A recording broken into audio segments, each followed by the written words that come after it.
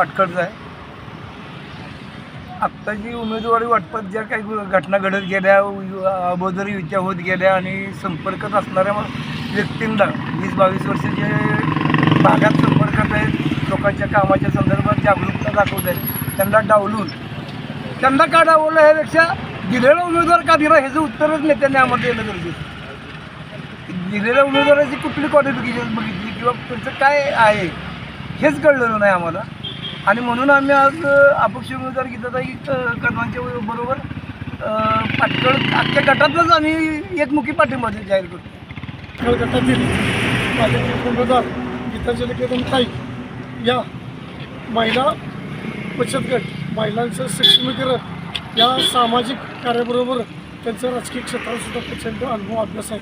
या पाटकळ गटातील विकासाची कामं अपूर्ण राहिलेली आहेत ते पूर्ण करण्याकरता जिल्हा परिषदेमध्ये आमच्या पाटकळ गटातील बुलंद आवाज हा झेडपीमध्ये गेला पाहिजे. आणि आम्ही कुठल्याही पक्षाकडे न जाता, कुठल्याही पक्षाची मागणी न करता आम्ही स्वतंत्रपणे चालण्याच्या काट्याची चिन्हावर आम्ही अधिकृत उमेदवार म्हणून मागितलेले आहे.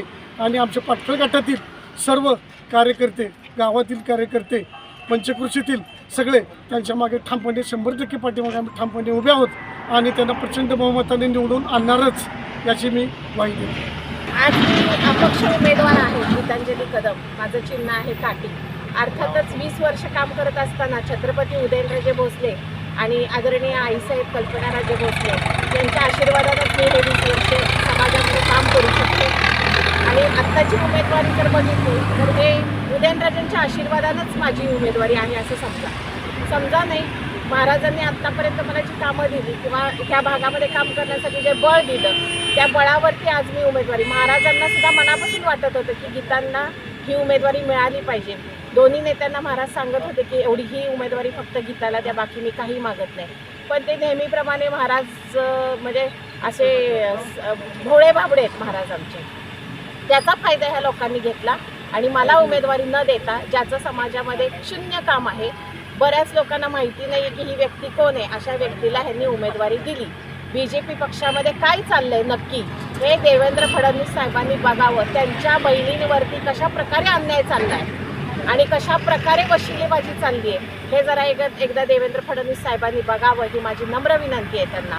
कारण महिला सक्षमीकरण जर करायचं असेल आणि पक्षामध्ये जर महिला आमच्यासारख्या चांगल्या तुम्हाला पाहिजे असतील, प्रामाणिक काम करणाऱ्या, आमच्यावर जर अन्याय होत असेल तर त्या अन्यायाला कुठंतरी त्यांनी वाचा फोडली पाहिजे. आणि माझी ही उमेदवारी जी आहे ते छत्रपती उदयनराजे भोसले यांचा मला या उमेदवारीला पूर्णपणे आशीर्वाद आहे.